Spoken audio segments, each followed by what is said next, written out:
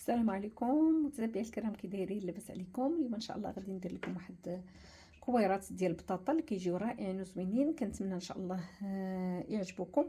كنحتاجوا هنايا زيت الزيتون 3 المعالق، هنا فص ديال الثوم اللي غادي نشحروه شويه،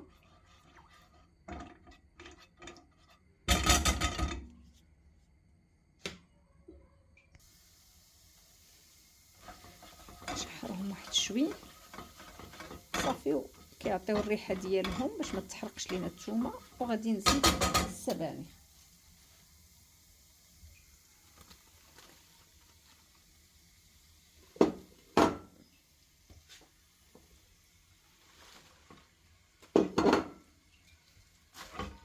صافي كنديرو هنايا السبانخ، كنزيدو عليهم الابزار وكنزيدي عليهم الملح. هما ديجا راه تيكونوا مالحين، نكثروا شويه وغادي نغطي عليهم حتى تهبط وغادي نحركها.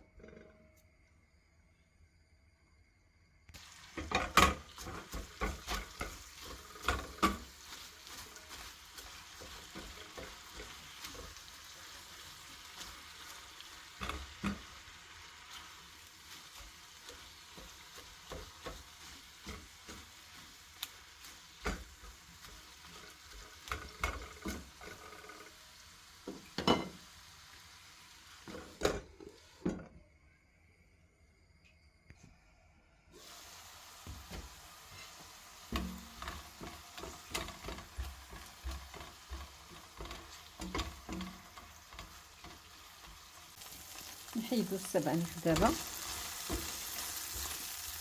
وفي نفس المقله غادي نطيبو فيها الكفته.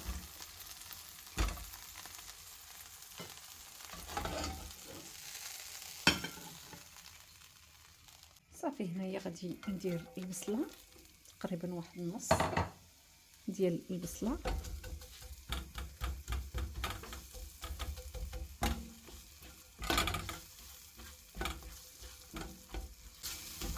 الزيت غنصفي نفس الزيت اللي طاح ليا هنايا.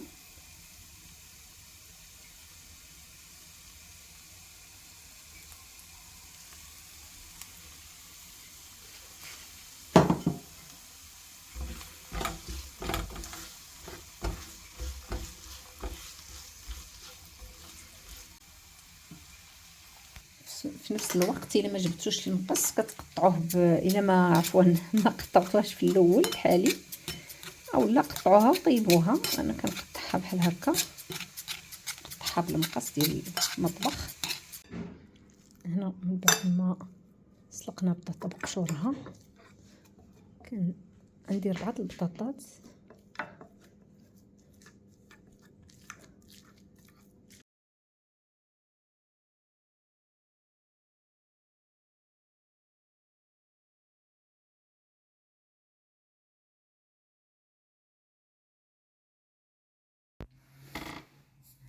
هنا. بالنسبه للبطاطا من بعد ما كنمعكوها مزيان بالفرشيط، كنزيدوا عليها جبن محكوك، وكنزيدوا كذلك السبانخ اللي كنا طيبنا من بعد ما صفيناها صافي، والملحه والابزار، يعني الفلفل الاسود صافي ولا الابيض، المهم الفلفل.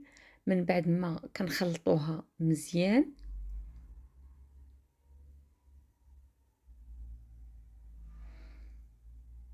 كنخليوها تبرد واحد شويه. كنكونوا شحرنا هنايا البصله مع هذيك نص البصله مع نزيدوا عليها الكفته، وكنزيدوا عليها اولا الطون، وكنزيدوا عليها الملحه والابزار. صافي كنطيبوا هذيك الكفيته عندنا.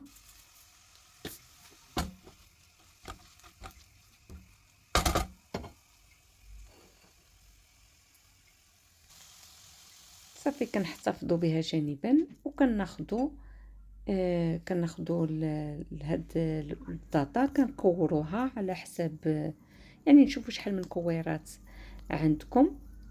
بغيتو ديروهم كبارين بغيتو ديروهم صغارين، تقدروا ديروهم في الفران كيف ما انكم تقدروا تديروهم في الاير فراير بحالي. من بعد ما قسمتهم انا بحال هكا باش يجيوني ساهلين، تناخذ دابا كل كويره وكنسرحها وغادي ندير وسطها هذاك الخليط ديال الكفته مع الجبن مع البصله.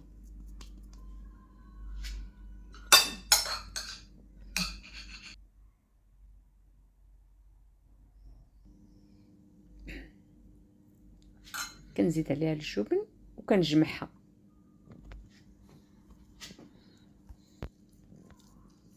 صافي ساهله باش كتجمع. صافي كنجمعهم ككويرات هكا كاملين بحال بحال، وكناخذ نديروهم ندير الورق ونديرها في الاير فراير كاملين.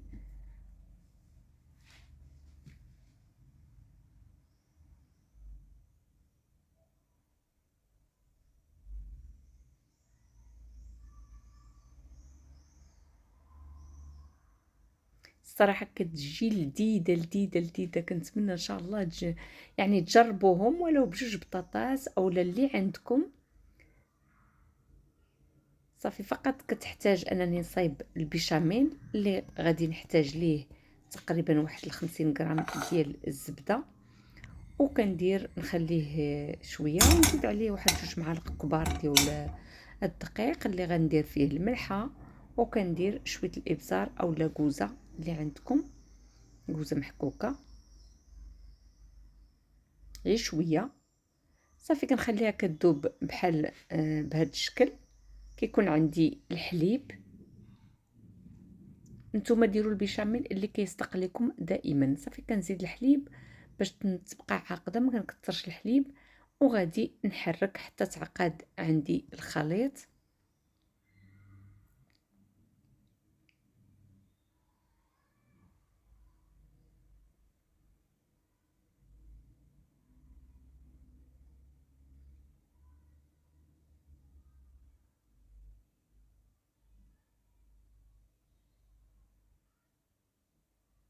صافي من بعد ما كيعقد عندنا الخليط، دابا عاد زدت الكوزه. اللي ما باش يدير الكوزه يدير الابزار الفلفل الاسود. صافي كنديرها فوق تقريبا كل وحده كندير عليها معلقه حتى المعلقه ونص اولا حسب اللي بغيتو. فكتجي لذيذه هاد البطاطا. ترافقوها مع ستيك، ترافقوها مع اللحم مع الحوت، يعني صراحه كتجي لذيذه بزاف. صافي وغادي ندير فوقهم الجبن.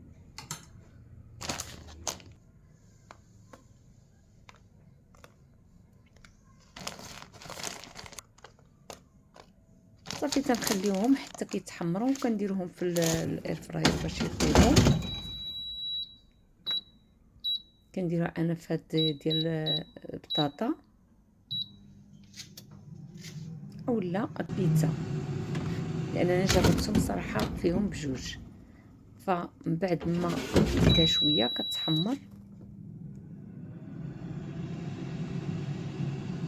صافي من بعد ما تحمرات كنحيدوها وكنخليوها كتقدم دافيه كيف ما كتقدم بارده.